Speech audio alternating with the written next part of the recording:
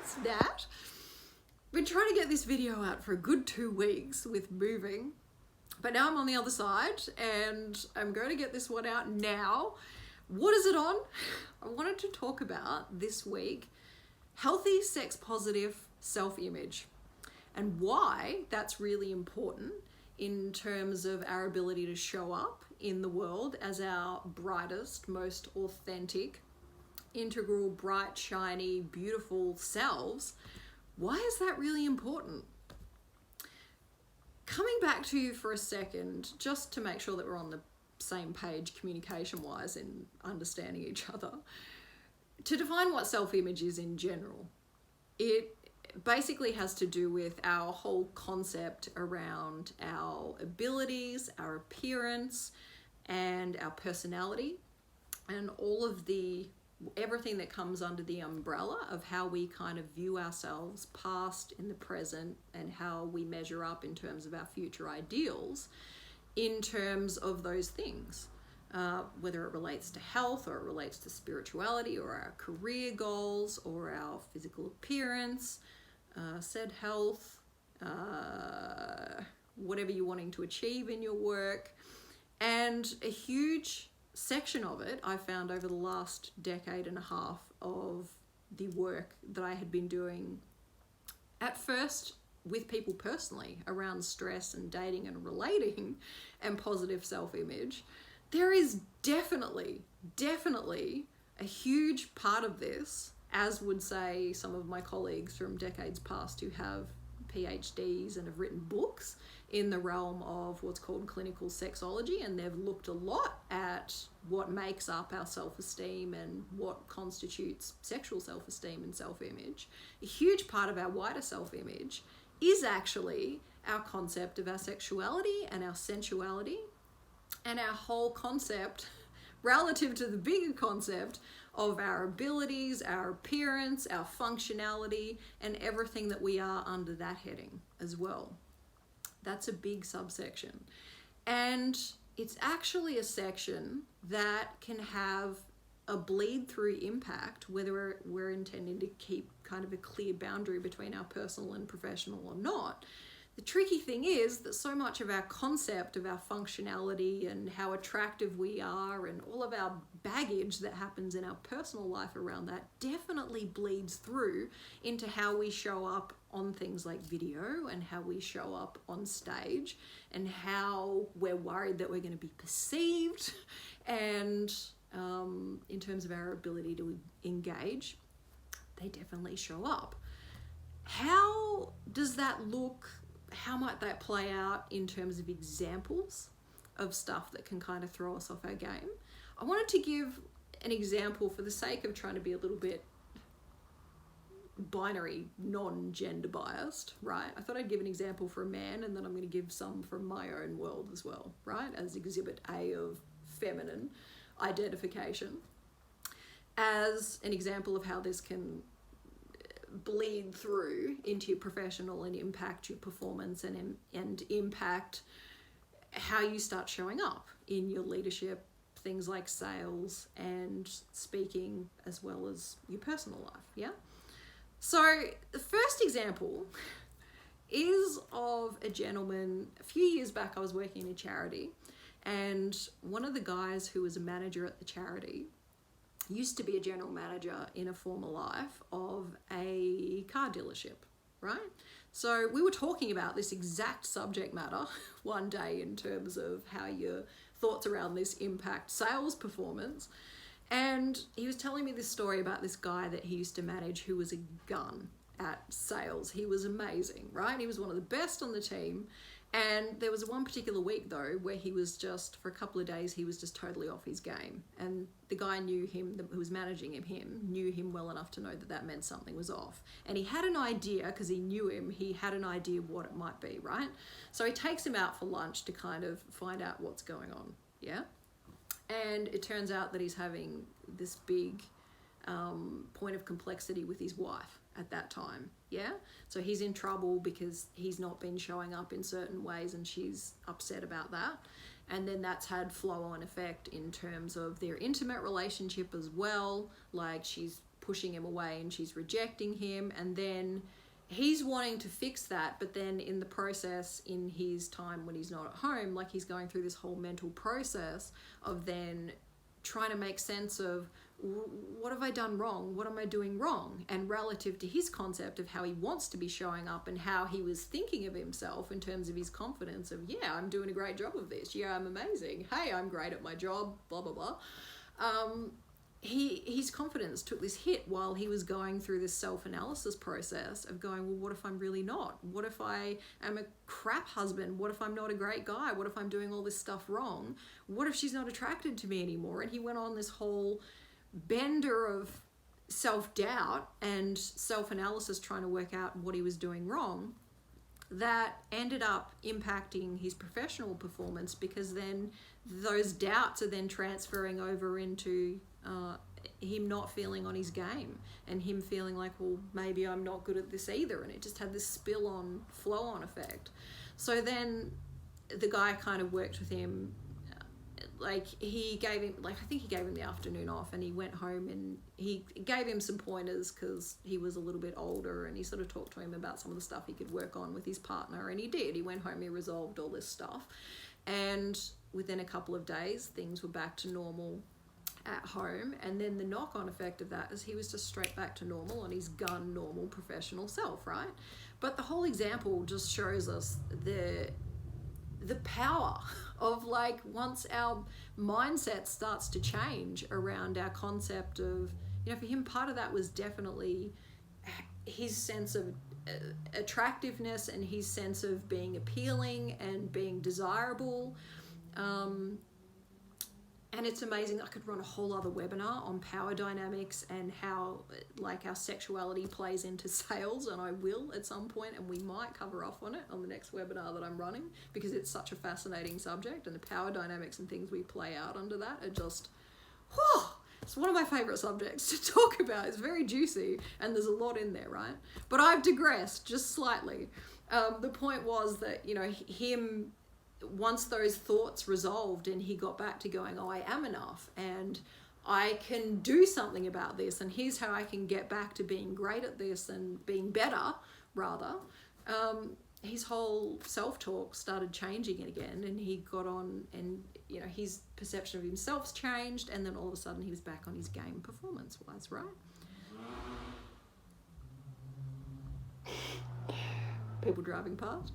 I don't know if you heard that or you didn't. So yeah, that can be, things like that can be huge. For me this week, as another example, and this plays into, because another part of what this can be impact is, like, 1 minute you can be kind of putting out a message in terms of, and it doesn't matter whether it's personal and it's about you dating and selling yourself as a dating prospect, putting yourself out there authentically on the table as you, or whether it's in the professional that you're selling something this week, or you're wanting to speak or create an event where you're going to talk about something, and then 1 minute part of you is like yelling to the world, here, I'm here, come to my thing. But the tricky thing is, when we have this negative self-talk going on, if it flips you back into the state of going, no, wait, I'm not enough and I need to fix myself first, then it's like, then you throw up this energetic stop sign, this non-verbal stop sign, that if people were going, ooh, I'm interested in that and wanting to come towards it, then you throw up the stop sign, and then it's starting to send out these energetic mixed messages, right? In terms of, they're like, oh, maybe now I can't engage with this. And they might then get busy and sort of disappear and not be available. So perfect example from the feminine perspective this week. I mean, I recently had exactly how this works. It's so perfect it's not funny on me being tested on what I'm about to talk about, right? This is partly post me having had my surgery, because I couldn't do my normal exercise routine for the last 6 weeks. This part of my physical appearance has changed. I was trying on denim shorts last weekend, high rise, high waisted, but still I just had a little bit of muffin top more than normal action going on. And then I was like, oh, I've got to fix that for summer. But it's like the little things like that start to happen, and then you start to judge yourself a little bit, and my concept of, you know, my attractiveness just starts to take, you know, cumulative little hits just start to add up when you start judging on little things like that. So it was that, and then this week also, because I was moving, I've been so busy, right? I've been insanely busy. So every night after I've had work stuff on, then I've just been, in some cases I had to assemble furniture when I got home because I needed a bed, and in some respects, you know, there was just certain parts of me just feel compelled to like do something about the box of stuff that's not in a drawer yet, or the flat pack thing that's not assembled yet, like some Capricorn bits of Virgo in my astrology somewhere, if you talk that talk, like may just like feel slightly compelled to do something about that. So, you know, when I probably should have gone to bed at 8 p.m. some nights, like the other part of me that just wanted my space in order, there was another part of me that ended up till 11 p.m. some nights just doing flat pack stuff. So then I'm looking at myself in the mirror the next day, and then I'm beating up on myself because I'm like, you really should have slept, and now you look tired, and you got to do a video this week, and now you're going to look like a hypocrite, and people are going to judge you because they're going to be like, oh, you're talking about all this, but you're not living it. And I'm like, you know, that it just becomes this snowballing thing of self-judgment and perceived external judgment that then literally was then throwing up a stop sign if I'm not doing the video, right? Because I'm saying I'm not ready and I'm not enough. The trouble with that is every time you do that, then while you're busy playing in that game, you're not showing up as who you really are. And you're not showing up, and you're not making your stuff available. Your magic is not becoming available to people. The wisdom that you have to share is not being put out there because you're busy going down this spiral of doing the stuff, right? Of the mental stuff, as opposed to aligning with that energy of the goal of where you want to go, and or being of service to the people that need you, and staying in alignment with that track, right? So this is just a couple of examples of how, I mean, all of those things came under not just our concept of self, but like our sexual concept of self, our perception of our attractiveness and our enoughness, right?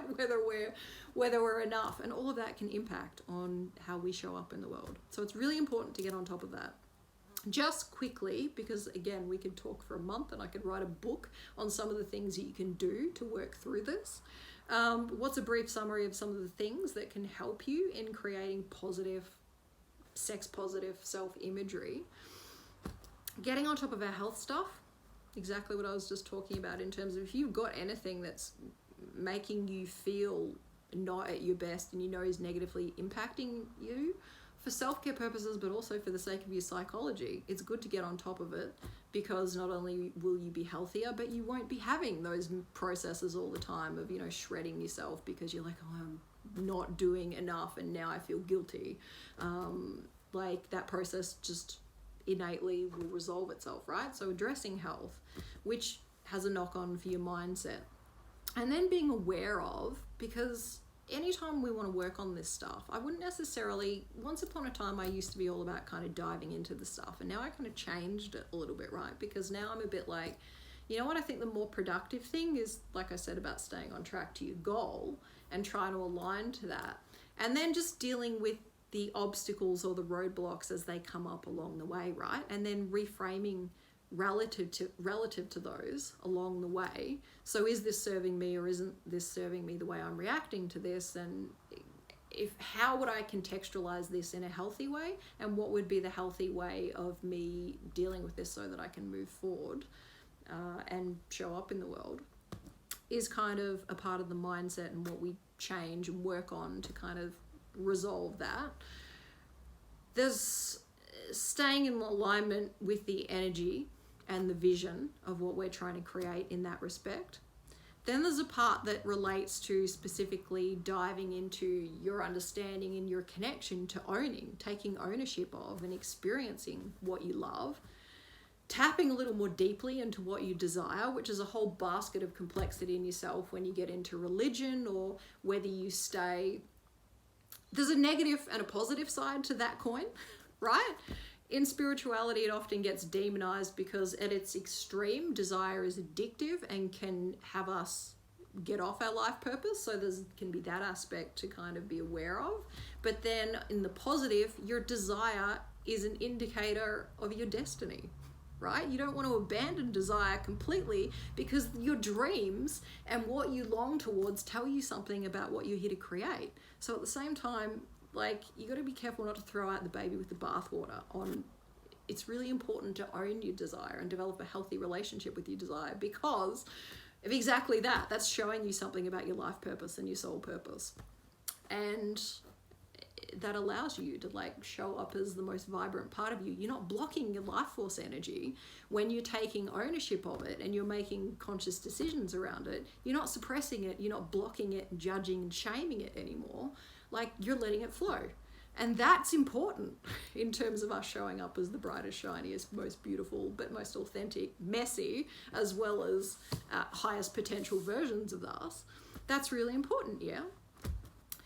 When we're diving into and connecting more deeply, in order to get into that, we've kind of got to get back into our bodies, and we've got to reconnect to our sensual intelligence a little bit more.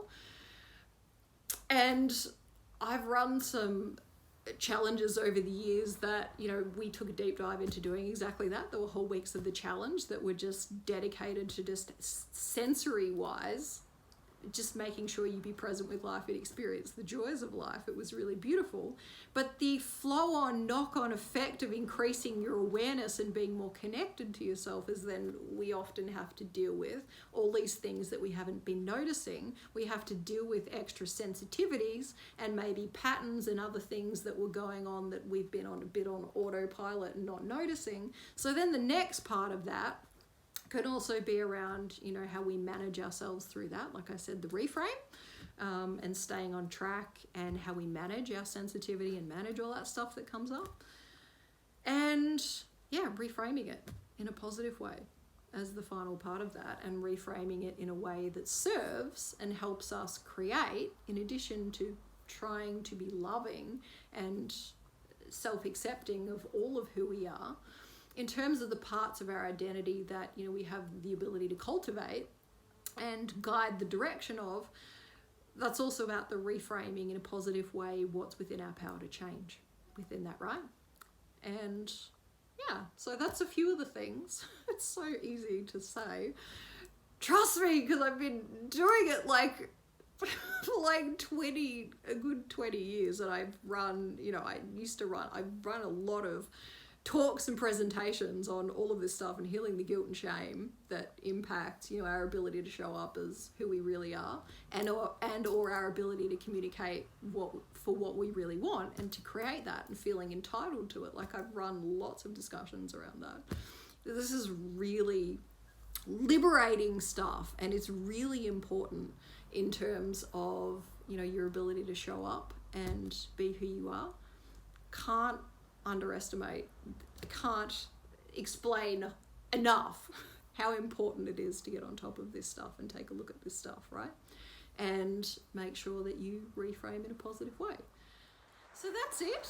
That's what I wanted to talk about today. If you have any questions, feel free to pop them below or reach out to me. If you've got something out of this, or you think there's someone else who could benefit from it, feel free to like, comment, share, pay it forward. You're most welcome to. And stay tuned for the links below for an opportunity if you'd like to deep dive into any of this further and talk about any of this further. Pay attention to those links, because there'll be some opportunities to do that. So that's it for me this week. Thank you so much for joining me. Really appreciate it. Lovely to have you here. And until next time, have fun, take care, Nat out.